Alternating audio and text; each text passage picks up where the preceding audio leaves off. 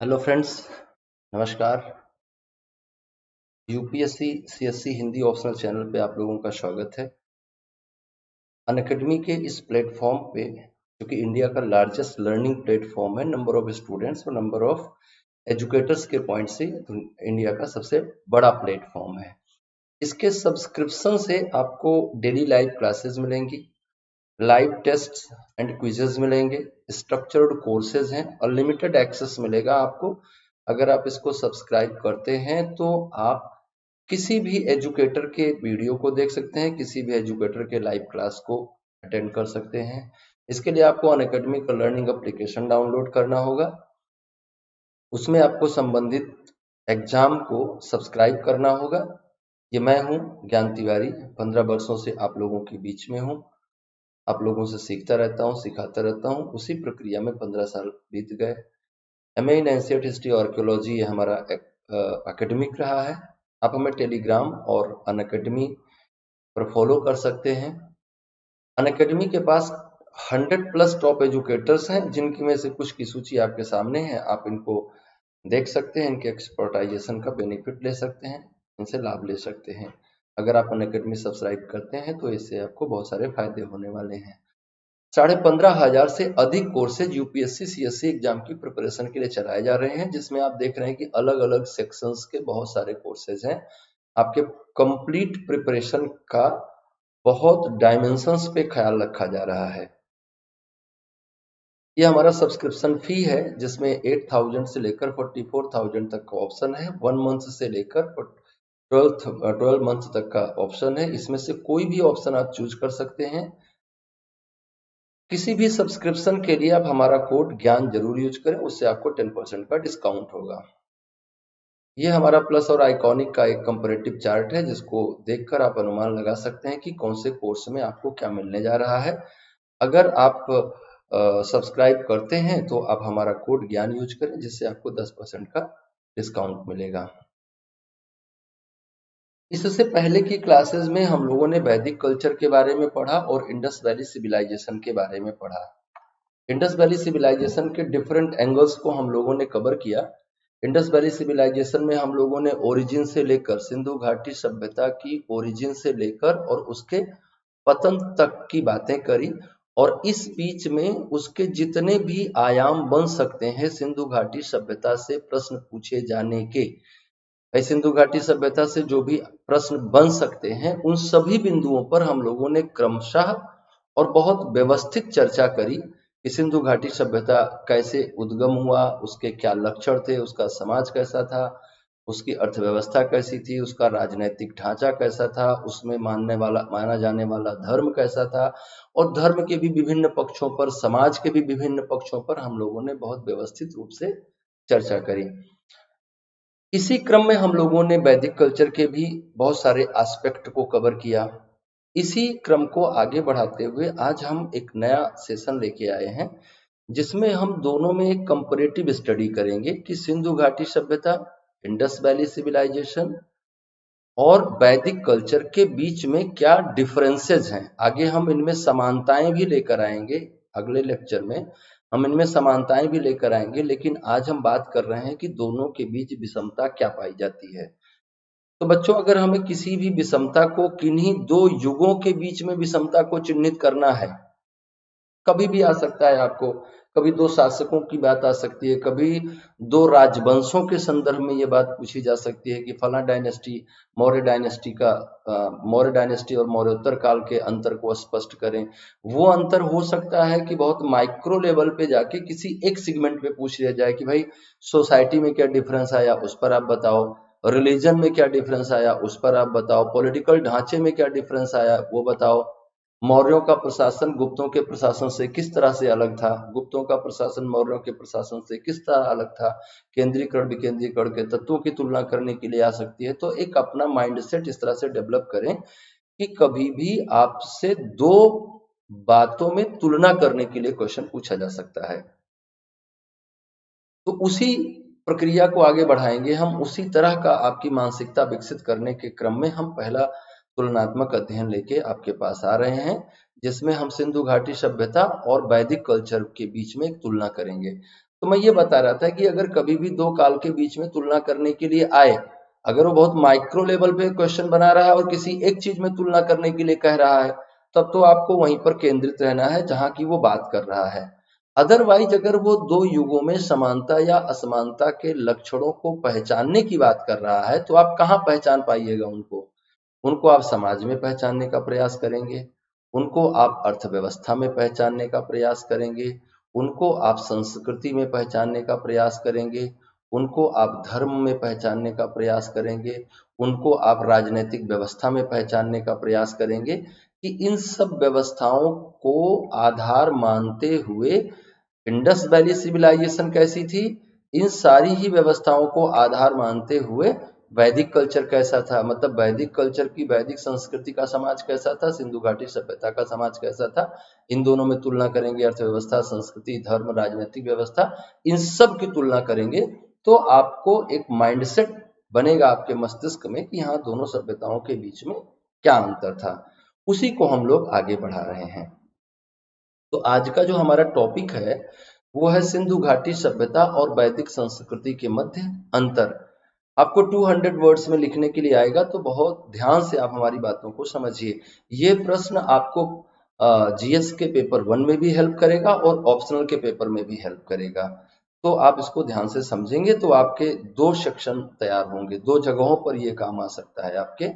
तो कई बार ऐसा भी होता है कि जीएस में भी क्वेश्चन आता है उसी बिंदु पर, और उसी बिंदु पर ऑप्शनल में भी क्वेश्चन आता है, तो थोड़ा हमें ध्यान से इसको समझने की जरूरत है। सिंधु घाटी सभ्यता तथा वैदिक सभ्यता भारत की प्राचीन सभ्यताओं में से एक है। इन दोनों ही सभ्यताओं ने वर्तमान भारतीय समाज की संस्कृति के विभिन्न पक्षों को प्रभावित किया। वर्तमान भारतीय समाज जो भी आपको दिखाई दे रहा है, वर्तमान भारतीय समाज की जो संस्कृति दिखाई दे रही है, विभिन्न पक्षों का मतलब क्या है? राजनीति, धर्म, कला, बहुत सारे और भी मुद्दे हो सकते हैं, उनको इन दोनों ने बराबर बराबर प्रभावित किया। अगर भारतीय समाज को आप देखें तो बहुत सारी प्रवृत्तियां भारतीय समाज में वो आपको दिखाई देंगी जो सिंधु घाटी सभ्यता से अभी तक कंटिन्यू कर रही हैं। बहुत सारे लक्षण भारतीय समाज में वो दिखाई देंगे जो वैदिक कल्चर से अभी तक कंटिन्यू कर रहे हैं। और अगर हम एक कंपोजिट फॉर्मेट में देखें तो हम देखेंगे कि सिंधु घाटी सभ्यता और वैदिक सभ्यता या वैदिक संस्कृति, इन दोनों का ही प्रभाव या यही इन्हीं दोनों के ही लक्षण वर्तमान भारतीय सभ्यता में आपको दिखाई देते हैं। वो किसी भी पक्ष में आप देखेंगे, फिर आप कहोगे कि नहीं साहब उसमें तो बहुत सारे चेंजेज आए हैं। तो ये चेंजेस किस आधार पे आए हैं? ये चेंजेस विकास की प्रक्रिया के आधार पे आए हैं। कोई भी चीज अगर आज के 1000 साल पहले कुछ थी तो वर्तमान समय में वो ऐसी नहीं रहेगी। 1950 में जो कॉन्स्टिट्यूशन लिखा गया और 2006 में 2020 में जो कॉन्स्टिट्यूशन है, इसमें आप देखते हैं कि कितने सारे अमेंडमेंट हो चुके हैं। तो ये अमेंडमेंट क्यों हुए हैं? क्योंकि 1950 से 2020 के बीच में परिस्थितियां बदली, आवश्यकताएं बदली, लोगों की सोच में परिवर्तन आया, बहुत सारी चीजों में परिवर्तन आया। लेकिन क्या हमने मूल संविधान की आत्मा को छोड़ दिया है? तो आप कहेंगे कि नहीं भाई, मूल संविधान की आत्मा तो वही है जो फ्रीडम फाइटर्स द्वारा तय की गई थी, जो नए भारत के निर्माण करने का प्रयास करने वाले लोगों द्वारा तय की गई थी। चीजें वही हैं, हम अपनी आवश्यकताओं के अनुसार उनमें परिवर्तन करते जा रहे हैं। तो दैट इज द पॉइंट कि इंडस वैली सिविलाइजेशन और वैदिक कल्चर ही वो आत्मा है हमारी संस्कृति की, जो वर्तमान समय में हमें सभी पक्षों में दिखाई दे रही है। चाहे वो समाज का पक्ष हो, चाहे वो अर्थव्यवस्था का पक्ष हो, चाहे वो धर्म हो, चाहे वो राजनीति हो, सभी पक्षों में हमको वो दिखाई देती है। वर्तमान आगे कह भी रहा है ये कि वर्तमान भारतीय संस्कृति इन्हीं संस्कृतियों में के समय काल में होने वाले परिवर्तनों का परिणाम है। दोनों संस्कृतियां एक दूसरे के विकास क्रम की प्रक्रिया का परिणाम रही। सिंधु घाटी सभ्यता वैदिक सभ्यता से प्राचीन है और जिस भौगोलिक क्षेत्र में सिंधु घाटी सभ्यता का विस्तार हुआ, आगे चलकर उसी भौगोलिक क्षेत्र में वैदिक संस्कृति का भी प्रचार हुआ। वर्तमान संदर्भ में हम ये समझने का प्रयास करेंगे कि दोनों संस्कृतियों में किस प्रकार से अंतर निर्धारित किया जा सकता है, क्या क्या डिफरेंसेज हम क्रिएट कर पाएंगे, इनमें हम ये समझने का प्रयास करेंगे। तो आप इस तरह से एक प्रीफेस बनाइएगा, एक इंट्रो बनाइएगा और फिर आप अंतर पे आ जाइए। दोनों संस्कृतियों के मध्य पाए जाने वाले अंतर को निम्नलिखित बिंदुओं के माध्यम से समझा जा सकता है। कौन कौन से ऐसे अंतर हैं जिनके माध्यम से आप समझ सकते हैं? सबसे पहला अंतर क्या है? आर्थिक क्रियाकलापों में अंतर। आर्थिक क्रियाकलाप देखिए, अगर हम आर्यों के आर्थिक क्रियाकलाप को चिन्हित करें तो आप कहेंगे कि प्रारंभिक आर्यों के मुख्य क्रियाकलाप क्या था? पशुपालन था। ऋग्वैदिक आर्यों का अर्थव्यवस्था का आधार क्या था? तो आप कहिएगा कि ऋग्वैदिक आर्यों की अर्थव्यवस्था का आधार पशुपालन था। अगर हम उससे थोड़ा आगे चलते हैं उत्तर वैदिक काल में, तो उत्तर वैदिक काल में अर्थव्यवस्था का मुख्य आधार क्या बन जाएगा? कृषि बन जाएगा, जिसके बहुत सारे प्रमाण हमको मिलते हैं। यहाँ पशुपालन था, उसके बाद कृषि थी, और वहां उत्तर वैदिक काल में कृषि था, उसके बाद पशुपालन था। तो दोनों में सिर्फ डिग्री और लेवल का फर्क है, दोनों ही प्रमुख व्यवसाय के रूप में रहे। लेकिन अगर हम इससे पहले सिंधु घाटी सभ्यता के, इंडस वैली सिविलाइजेशन के अर्थव्यवस्था की बात करें तो यह अर्थव्यवस्था कैसे? व्यापार, वाणिज्य, उद्योग पर आधारित अर्थव्यवस्था थी। हम जानते हैं कि व्यापार, वाणिज्य, उद्योग का विकास बिना कृषि के नहीं हो सकता।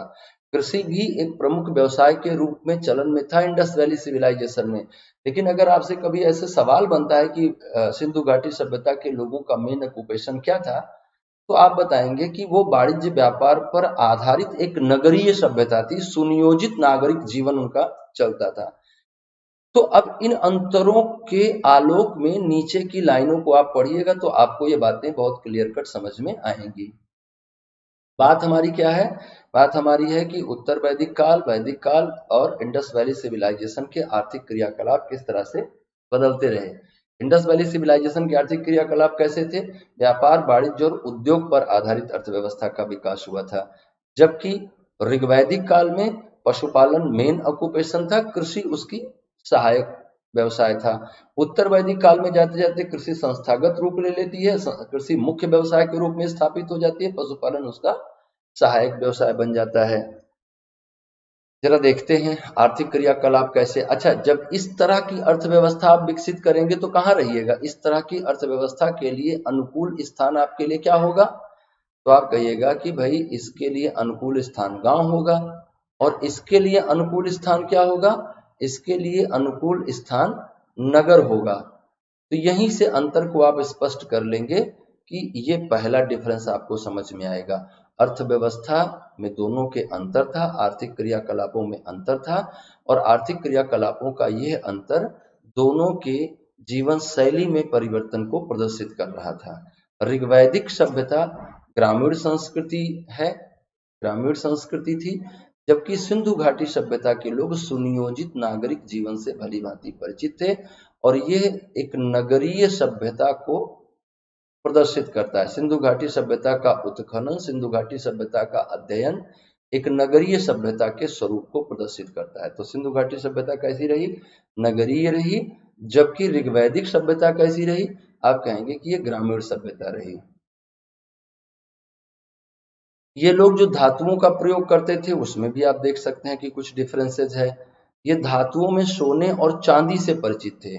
यजुर्वेद में लोहे के प्रयोग के भी निश्चित संदर्भ मिलते हैं। 1000 ईसा पूर्व में लोहे के प्रयोग के साक्ष्य मिलने लगते हैं, है ना। और लोहे के इस प्रयोग के साक्ष्य कहाँ मिलने शुरू होते हैं? लोहे के ये प्रयोग के साक्ष्य पश्चिमी उत्तर प्रदेश में अतरंजी खेड़ा एक जगह है जो कि एटा जिले में है। यहाँ से हमको earliest evidence of use of iron मिलता है। लोहे के प्रयोग के सबसे प्राचीनतम प्रमाण मिलते हैं, और लोहे का प्रयोग की वही भूमिका होगी जो सिंधु घाटी सभ्यता के विकास में कांसे की भूमिका थी। लोहे के प्रयोग ने ही वैदिक काल से उत्तर वैदिक काल में ट्रांसफॉर्मेशन किया, सभी चीजों का, कृषि का, उद्योगों का और तमाम चीजों का। तो अगर हम धातुओं के प्रयोग के संदर्भ में देखें तो हम देखते हैं कि वैदिक काल में लोहे का प्रयोग होने लगा था, जबकि इससे पहले लोहे के बारे में लोगों को जानकारी नहीं थी। वो धातु प्रयोग के संदर्भ में सोना चांदी का तो प्रयोग करते थे। सिंधु सभ्यता के लोग सबसे ज्यादा मात्रा में कांसे का प्रयोग करते थे, जो कि टिन और तांबे को मिलाकर बनाया जाता है। सिंधु सभ्यता के लोग सोने चांदी का प्रयोग करते थे, परंतु उन्होंने चांदी का उपयोग सोने से अधिक किया, जबकि यहाँ उल्टा है। सिंधु घाटी सभ्यता के लोगों ने सोना अधिक यूज किया, चांदी कम यूज किया, जबकि आप देखेंगे कि वैदिक कल्चर के लोगों ने सोने का अधिक यूज किया, चांदी का कम किया। तांबे और कांसे के विभिन्न आयुधों और उपकरणों का निर्माण करना वे जानते थे, किंतु लोहे से परिचित नहीं थे। ऋग्वैदिक आर्यों के जीवन में अश्व का बहुत महत्व था। देखिए आप यहाँ भी अंतर देखेंगे, यहाँ क्या देख रहे हैं कि आपको अश्व मिल रहा है कहाँ पे, सिंधु घाटी सभ्यता में, सॉरी वैदिक कल्चर में, जबकि घोड़ा अनुपस्थित रहा है कहाँ, इंडस वैली सिविलाइजेशन में। हालांकि बहुत घोड़ा होने के एविडेंस मिले हैं, लेकिन संभवतः घोड़ा उतना लोकप्रिय जानवर नहीं था जितना लोकप्रिय जानवर वो आगे चलकर वैदिक कल्चर में बना। वेदों में व्याघ्र का उल्लेख नहीं मिलता, हाथी का बहुत कम उल्लेख मिलता है, पर सिंधु सभ्यता की मुद्राओं पर व्याघ्र और हाथी दोनों का पर्याप्त अंकन है। तो आपने देखा कि आर्थिक क्रियाकलापों और आर्थिक क्रियाकलापों में जो संलग्नता है, चाहे वो पशुपालन के संदर्भ में हो, चाहे वो कृषि के संदर्भ में हो, चाहे वो धातुओं के प्रयोग के संदर्भ में हो, आपको एक स्पष्ट अंतर दोनों में दिखाई देता है। आर्य विभिन्न अस्त्र शस्त्रों का निर्माण करते थे, वे रक्षा उपायों में कवच बनाना जानते थे, जबकि सिंधु सभ्यता के किसी भी स्थल की खुदाई से निश्चित रूप से रक्षा संबंधी कोई भी वस्तु अभी तक नहीं मिली है। बहुत शांतिप्रिय लोग थे, बिल्कुल लड़ाई झगड़ा नहीं करते थे, लेकिन इतनी बड़ी सभ्यता में लोगों को एक नियम पर स्थापित करना ये बहुत बड़ा टास्क रहा होगा, और इसके लिए निश्चित तौर पर बल प्रयोग करना पड़ता रहा होगा, और उस बल प्रयोग के लिए निश्चित रूप से सिंधु घाटी सभ्यता के लोगों ने कोई ना कोई प्रशासनिक व्यवस्था विकसित की होगी, और वो हथियारों का भी प्रयोग करते रहे होंगे। लेकिन पता नहीं ऐसा क्यों है कि जहां पर भी उत्खनन हुआ वहां से कहीं से भी हमको हथियारों के बारे में जानकारी नहीं मिली। हम ये मान ही नहीं सकते हैं इतनी बड़ी सभ्यता में कि कोई संघर्ष नहीं हुआ रहा होगा। संघर्ष निश्चित तौर पे होता रहा होगा, और आत्मरक्षा एक बहुत बड़ा मुद्दा रहा होगा। वो शुरू से ही है, जब से मानव का विकास हुआ है, जब से है। तो जब इतना विकसित व्यवस्था थी तो हथियार बने ही रहे होंगे, और कुछ हथियारों के बारे में जानकारी मिलती भी है विभिन्न उत्खननों से, और जो नवीनतम उत्खनन है उनसे कई जगहों से छोटे मोटे हथियारों की जानकारी मिलती है, लेकिन अभी भी ये बहुत प्रामाणिक तौर से कह पाना संभव नहीं है। आर्यों को अगर हम देखें तो वो गाय को विशेष आदर देते थे, पर सिंधु सभ्यता की मुद्राओं और अन्य कलाकृतियों से लगता है कि गाय की कोई विशेष महत्ता नहीं थी। गाय की अपेक्षा बैल को अधिक महत्व दिया गया था, है ना। अब देखिए ये क्या है, ये कृषि है, जहां हम पशुबल का प्रयोग करेंगे। ये अंतर क्यों है, वो बैल की पूजा कर रहे हैं, वो गाय की पूजा कर रहे हैं, क्यों? क्योंकि ये पशुबल का प्रयोग करेंगे खेती के लिए, उसमें बैल को ये लगाएंगे। ये क्या करेंगे, इनका पशुपालन ही मेन ऑक्यूपेशन है, तो गाय का दूध, उससे दही, उससे मक्खन, उससे सारी चीजें इनको मिलती रहेंगी। इसलिए गाय का महत्व इनकी दृष्टिकोण में ज्यादा होगा, पशु का महत्व उनकी दृष्टिकोण, बैल का महत्व उनकी दृष्टिकोण में ज्यादा होगा। तो ये एक बेसिक अंतर आपको समझ में आएगा। सामाजिक संगठन में अंतर है, दोनों के सामाजिक संगठन में भी एक स्पष्ट अंतर हमको दिखाई देता है। व्यवस्था में अंतर दिखाई देता है, समाज की बनावट में अंतर दिखाई देता है। कैसे दिखाई देता है इसको समझते हैं। सिंधु घाटी सभ्यता तथा वैदिक सभ्यता के सामाजिक संगठन में भी अंतर था। सिंधु घाटी सभ्यता मातृसत्तात्मक व्यवस्था पर आधारित समाज था। बहुत महत्वपूर्ण बात है ये, मातृसत्तात्मक था, और उस समय हमें लगता है कि पूरी दुनिया ही मातृसत्तात्मक थी।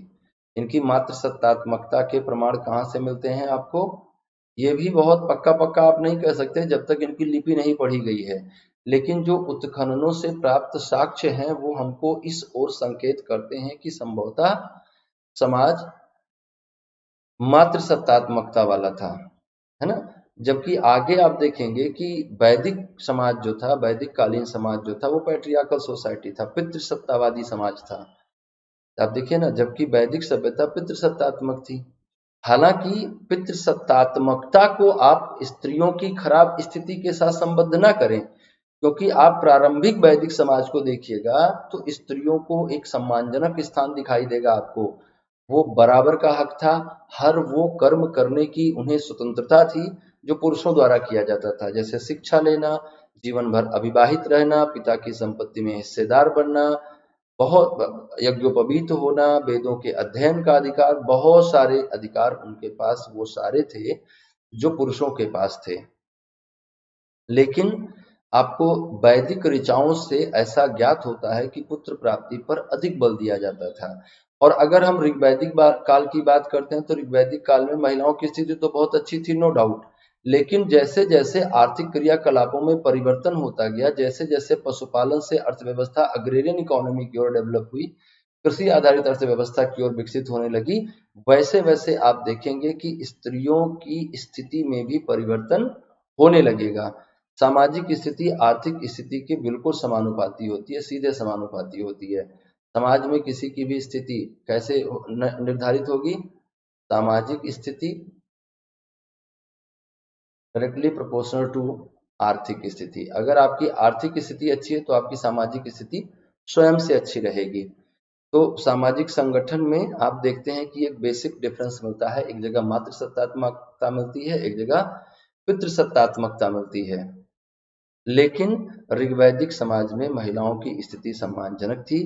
कहीं आप पितृसत्तात्मकता के आधार पर यह निष्कर्ष ना निकाल लें कि वैदिक आर्य जो थे उनमें स्त्रियों की स्थिति खराब थी। ऐसे निष्कर्ष पर आपको पहुंचने की आवश्यकता नहीं है।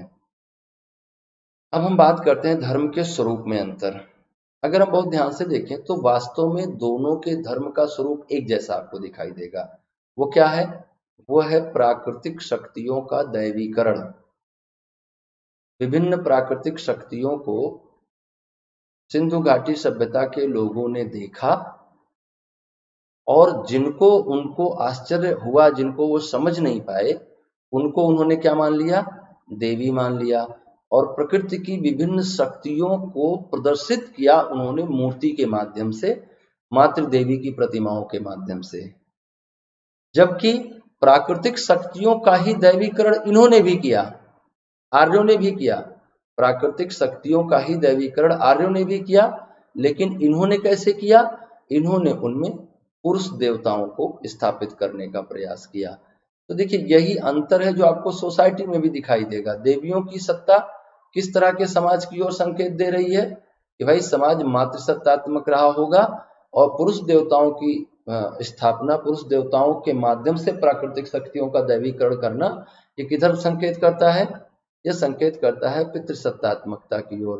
तो इनका समाज पितृसत्तात्मक था, इनका समाज मातृसत्तात्मक था। हालांकि सिंधु घाटी सभ्यता के धर्म के संदर्भ में बहुत स्पष्ट जानकारी का अभाव है, परंतु इसके बावजूद भी दोनों सभ्यताओं के धर्मों में कुछ स्पष्ट अंतर दिखाई देता है। वो भी समझते हैं कि क्या स्पष्ट अंतर दिखाई दे रहा है ना? कुछ स्पष्ट अंतर दिखाई दे रहा है।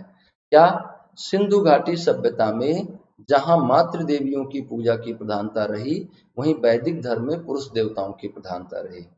और सिर्फ इतनी ही बात नहीं है कि दोनों के धर्म में अंतर रहा, दोनों के पूजा पद्धति में भी अंतर रहा। केवल मातृ सत्तात्मकता और पितृ सत्तात्मकता का ही अंतर आपको नहीं दिखाई देगा, बल्कि आपको ऐसे अंतर भी दिखाई देंगे जहां पर आप ये देखेंगे कि दोनों के पूजा पद्धति में अंतर है। वैदिक धर्म की पूजा पद्धति तथा पूजा के उद्देश्य में भी सिंधु घाटी सभ्यता की अपेक्षा अंतर है। इनके पूजा का उद्देश्य क्या था? इनके पूजा का उद्देश्य था पुत्र प्राप्त करना, गायें प्राप्त करना, लंबी उम्र प्राप्त करना। मतलब बहुत ही सांसारिक दृष्टिकोण से पूजा हो रही थी, बहुत ही भौतिकवादी धर्म था। हालांकि इस संदर्भ में हम बहुत कुछ इंडस वैली सिविलाइजेशन के संदर्भ में नहीं कह सकते कि भाई उनके पूजा का उद्देश्य क्या था, लेकिन यहाँ पर जैसे यज्ञ, बलि इत्यादि जो प्रथाएं चल रही थी वैदिक धर्म में, संभवतः वो उतना प्रचलन में नहीं थी सिंधु घाटी सभ्यता के दौरान। वैदिक सभ्यता में यज्ञ पूजा का एक बहुत महत्वपूर्ण साधन था, लेकिन हम देखते हैं कि इस तरह की पूजा पद्धति की जानकारी हमको इंडस वैली सिविलाइजेशन में रेयर मिलती है।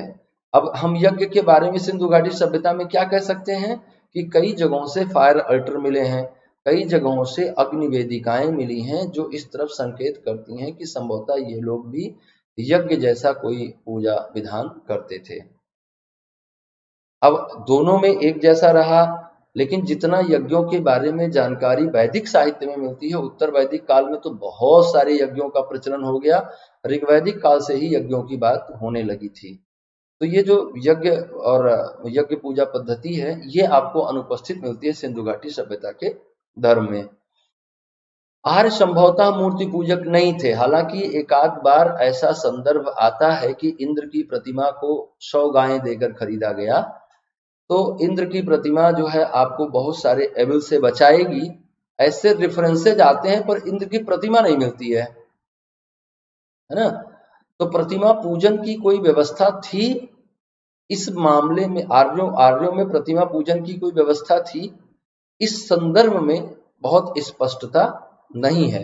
संभवतः आर्य मूर्ति पूजक नहीं थे। वहीं दूसरी ओर आप क्या देखते हैं कि सिंधु घाटी सभ्यता में बहुसंख्यक में मूर्तियां मिली हैं, और ये मूर्तियां और चित्र बहुत सारे मिले हैं, है ना। इसमें आप मूर्तियां पाते हैं, मूर्तियां मृण मूर्तियां हैं, मिट्टी की बनी हुई हैं, और ये मृण मूर्तियां किसकी हैं? मातृ देवी की हैं, टेराकोटा फिगर्स हैं, टेराकोटा की बनी हुई हैं। इसके अलावा मुहरों पर बहुत सारे देवताओं का भी अंकन मिलता है। तो कहीं ना कहीं चित्र के माध्यम से, मूर्ति के माध्यम से जो पूजा की व्यवस्था सिंधु घाटी सभ्यता में थी, मतलब प्रतीक पूजा,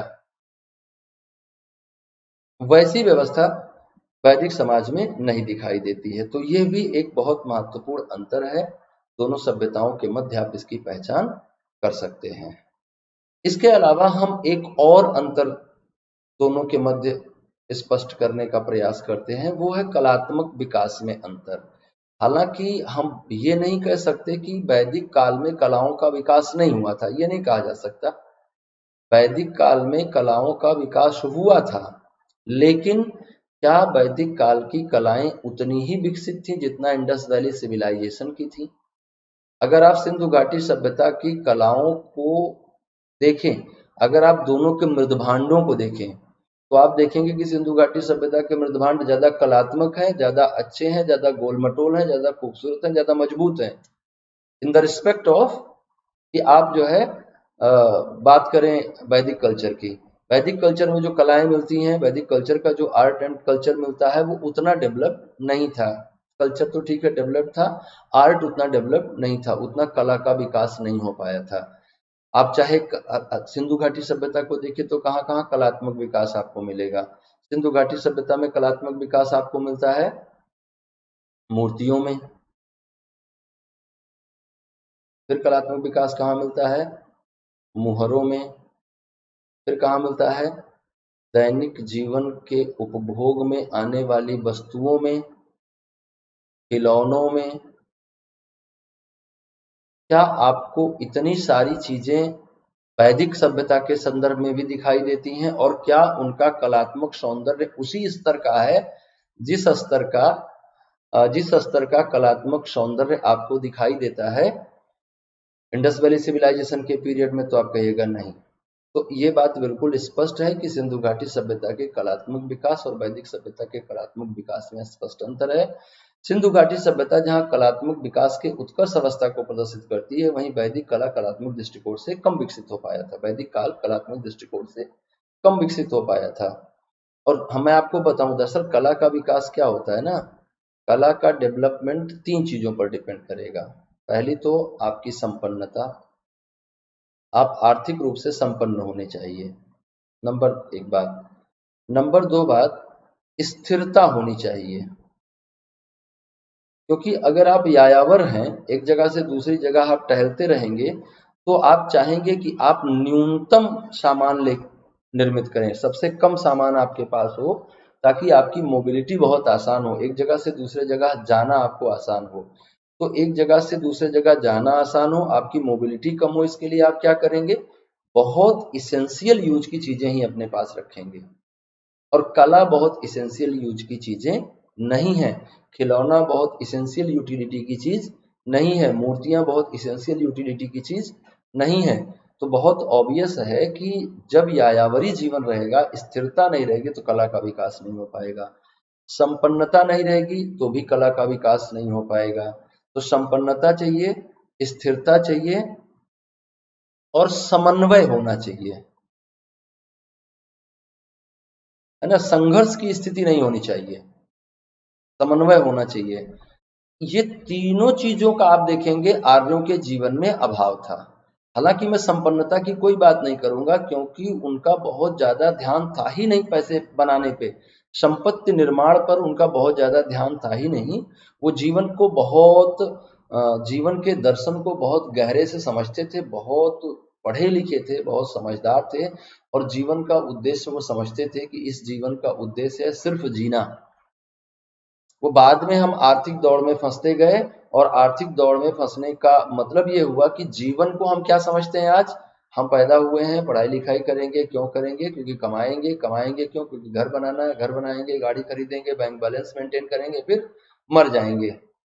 तो असल में पूरे जीवन को जो आप मुड़ के देखिएगा, कैलकुलेट करिएगा, तो आपको लगेगा कि हम मनुष्य नहीं पैदा हुए थे, बल्कि पैसा कमाने की एक मशीन पैदा हुए थे, जो कि जब से होश संभाला तब से वो सिर्फ चीजों को पाना चाह रहा है, ये मिल जाए, ये मिल जाए, ये मिल जाए, ये मिल जाए, ये मिल जाए, ये मिल जाए, ये मिल जाए, और ऐसा मिलने की चिंता चिंता करते करते वो एक दिन मर जाता है। तो जीवन वास्तव में क्या बन गया है, धन के पीछे की दौड़ बन गई है। जबकि आर्य क्या समझते थे, जो प्रारंभिक आर्य थे, वो समझते थे कि जीवन का मूल्य ये नहीं है, जीवन का मूल्य क्या है, जीने जीने के लिए जीवन है। तो वो कभी भी आर्थिक व्यवस्था को उन्होंने कभी जोर नहीं दिया, अर्थव्यवस्था को जोर नहीं दिया, और कहा कि बस उतना ही आर्थिक क्रियाकलापों पर उतना ही ध्यान देना है जिससे आपका जीवन निर्वाह हो जाए, आपका खाना पीना कपड़ा लत्ता चलता रहे। तो संपन्नता, स्थिरता, समन्वय, ये तीन चीजें होती हैं कभी भी कला के विकास के लिए आवश्यक होती।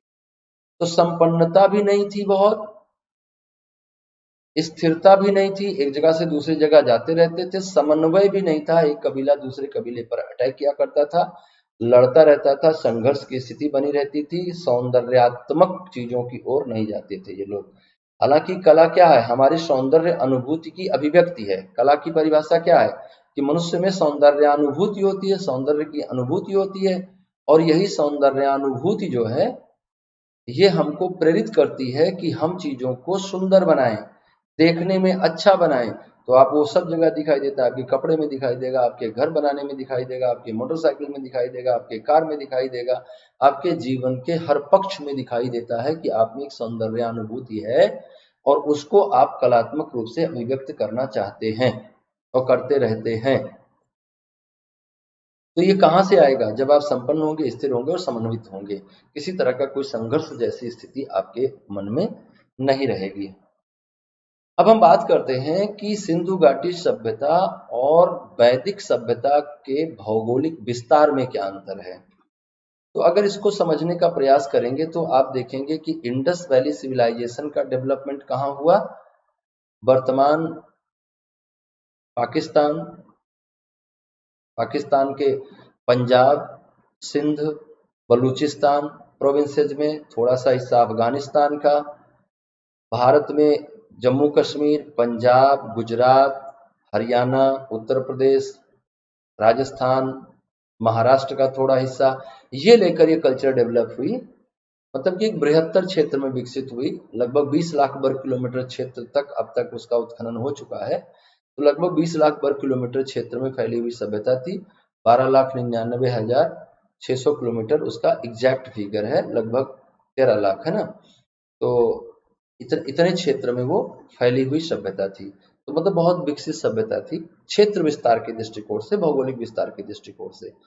यहीं पे जब आप देखेंगे कि आर्यों का भौगोलिक विस्तार क्या था, तो आप देखेंगे कि वो भी सप्त सैंधव प्रदेश था। सप्त सैंधव प्रदेश का मतलब कि वही क्षेत्र जहां पर हम सिंधु घाटी सभ्यता की बात कर रहे हैं।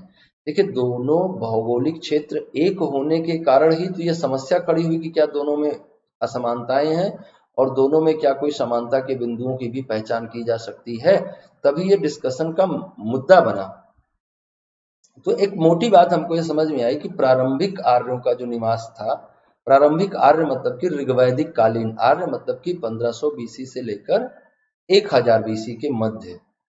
तो बच्चों, 1500 बीसी से लेकर 1000 बीसी के मध्य जो आर्यों का विस्तार क्षेत्र था, वो वही था जो सिंधु घाटी सभ्यता का कार्य क्षेत्र था, विस्तार क्षेत्र था। लेकिन हम देखते हैं कि 1000 बीसी के बाद से लेकर हम 600 बीसी तक भी मानते हैं, ये लेटर वैदिक एज मानते हैं। तो इस पीरियड में आर्यों का विस्तार सिंधु घाटी सभ्यता के विस्तार को पार कर गया। तो अगर हम भौगोलिक विस्तार के दृष्टिकोण से दोनों सभ्यताओं के अंतर को समझने का प्रयास करें तो हम ये कह सकते हैं कि वैदिक सभ्यता का भौगोलिक विस्तार अधिक था किसकी तुलना में? सिंधु घाटी सभ्यता के भौगोलिक विस्तार की तुलना में। और जैसे जैसे अग्रेरियन इकोनॉमी इन्होंने डेवलप करी, किन्होंने? वैदिक आर्यों ने पहले तो पशुचारणी अर्थव्यवस्था का विकास किया, पेस्टोरल इकोनॉमी डेवलप करी, पशुचारणीय अर्थव्यवस्था का विकास किया। लेकिन पशुचारणी अर्थव्यवस्था से किधर मूव किया इन्होंने? कृषि अर्थव्यवस्था की ओर मूव किया। और कृषि अर्थव्यवस्था के आगे फिर क्या किया? अधिशेष कृषि अर्थव्यवस्था की ओर विकास हुआ। तो ये जो विकास की यात्रा रही उस क्रम में ही इनकी भौगोलिक यात्रा भी है। जब इन्होंने पेस्टोरल इकोनॉमी डेवलप करी तो उधर वो सिंधु और उसकी सहायक नदियों के मैदानी क्षेत्रों में इनका विकास हुआ। लेकिन जैसे जैसे इन्होंने अग्रेरियन इकोनॉमी डेवलप की, जैसे जैसे इन्होंने कृषि आधारित अर्थव्यवस्था का विकास करना प्रारंभ किया, उसी क्रम में आप देखेंगे कि इनका विकास कहाँ होने लगा, इनका विस्तार किस तरफ होने लगा। आप देखिएगा कि 6ठी शताब्दी ईसा पूर्व तक आते आते सभी प्रकार के राजनीतिक, धार्मिक, सामाजिक, सांस्कृतिक परिवर्तनों का केंद्र मध्य गंगा घाटी बन जाएगा। तो बहुत महत्वपूर्ण बात है कि मध्य गंगा घाटी क्षेत्र तक आर्यों का विस्तार हुआ और बाद में वो विंध्याचल पर्वत तक उनका विस्तार हुआ। नर्मदा नदी उनकी दक्षिणी सीमा बन गई, उत्तर में कश्मीर से लेकर दक्षिण में नर्मदा नदी तक, और पश्चिम में वर्तमान के पंजाब से लेकर अफगानिस्तान की सीमा से लेकर और फिर पूरब में सदानीरा नदी तक, गंडक नदी तक इनका विस्तार हो गया उत्तर वैदिक काल में। ऐसी कहानियां हमको मिलती हैं आर्यों के विस्तार के संदर्भ में। तो भौगोलिक विस्तार के संदर्भ में भी आपने देखा कि सिंधु घाटी सभ्यता और आर्यों की सभ्यता में अंतर रहा। उनका भौगोलिक विस्तार ज्यादा रहा, उनका कम रहा। तो इस संदर्भ में आपने देखिए क्या क्या बातें देखी, क्या क्या बातें सीखी। एक तो आपने देखा कि आर्थिक क्रियाकलाप में अंतर रहा, आर्यों का आर्थिक क्रियाकलाप कुछ और रहा और उससे पहले की सभ्यता सिंधु घाटी सभ्यता में आर्थिक क्रियाकलाप कुछ और रहा। आर्थिक क्रियाकलापों में आपने पशुपालन को भी देखा कि उनके पशुपालन में कुछ अलग तरह के पशुओं की जानकारी मिलती है और जो वैदिक साहित्य है उनके संदर्भ में अलग तरह के पशुओं की जानकारी मिलती है। कुछ ऐसे पशु हैं जिन्हें ऋग्वैदिक लोग जानते हैं, वैदिक लोग जानते हैं, लेकिन उनके बारे में सिंधु घाटी सभ्यता के लोगों को नहीं पता है। सिंधु घाटी सभ्यता और वैदिक सभ्यता में देखा तो पशुओं की महत्ता में भी परिवर्तन आया। इसके अलावा हमने देखा कि दोनों के सोशल स्ट्रक्चर में चेंज है, सामाजिक संगठन में अंतर है, दोनों के धर्म के स्वरूप में अंतर है, धर्म में अंतर है, कलात्मक विकास में अंतर है, दोनों के राजनैतिक व्यवस्था में भी अंतर है, दोनों के पॉलिटिकल सिस्टम में भी अंतर है। राजनीतिक व्यवस्था में कैसे अंतर है? अगर आप सिंधु घाटी सभ्यता की राजनीतिक व्यवस्था को पढ़ने का प्रयास करें तो आप क्या कहिएगा कि हमको पता नहीं कि वहां का पॉलिटिकल ढांचा कैसा था। बहुत सारी बातें अलग अलग लोगों, अलग अलग विद्वानों द्वारा बताई जाती हैं कि राजनीतिक ढांचा कैसा था, लेकिन अगर आपसे कोई स्पष्टता से कहे कि आप बताओ धर्मतंत्र था, आप बताओ राजतंत्र था, लोकतंत्र था, वणिक तंत्र था, कुलीन तंत्र था, कैसा शासन था, ऑटोक्रेटिक था, आप क्या कहिएगा? हमें नहीं मालूम। आप कहिएगा कि सिंधु घाटी सभ्यता के उत्खनन इस ओर स्पष्ट संकेत नहीं करते हैं, लेकिन सिंधु घाटी सभ्यता के उत्खनन इस ओर अवश्य संकेत करते हैं कि एक निश्चित शासन प्रणाली रही होगी, क्योंकि सिंधु घाटी सभ्यता के नगरों में जो समानता दिखाई देती है, बाट माप प्रणालियों में जो समानता दिखाई देती है, उनके ईंटों के आकार में जो समानता दिखाई देती है, नगर नियोजन में जो समानता दिखाई देती है, जीवन शैली में जो समानता दिखाई देती है, उन सब को स्टडी करके आप क्या कहते हैं कि निश्चित तौर पे कोई ना कोई एक केंद्रीय सत्ता अवश्य रही होगी। जरा वैदिक कल्चर को देख लीजिए, तो वैदिक कल्चर में क्या व्यवस्था थी? यहां भी बहुत ही अपरिभाषित राजतंत्र का शासन था, अपरिभाषित राजतंत्रीय व्यवस्था थी। लेकिन इस व्यवस्था में राजा की स्थिति क्या थी? कोई खास स्थिति नहीं थी और राज्य जैसी अवधारणा का बहुत स्पष्ट विकास नहीं हो पाया था। राज्य जैसी व्यवस्था का बहुत स्पष्ट विकास नहीं हो पाया था। बहुत काम चलाऊ राजतंत्र था। धीरे धीरे करके राजतंत्र जन्म ले रहा था और वो राजतंत्र आगे चलकर पुष्पित पल्लवित होगा। उत्तर वैदिक काल तक जाते जाते वो यज्ञ करने लगा, अश्वमेध यज्ञ करने लगा, राजसूय यज्ञ करने लगा, अपना राज्याभिषेक करने लगा, राजा का प्रोटोकॉल बन गया, स्थायी नौकरशाही आ गई, मैंडेटरी टैक्सेशन हो गया। जबकि ऋग्वैदिक काल में आप देखेंगे कि वॉलंटरी टैक्सेशन चल रहा है, जिसका मन में आए कर दे, जिसका मन में आए ना कर दे।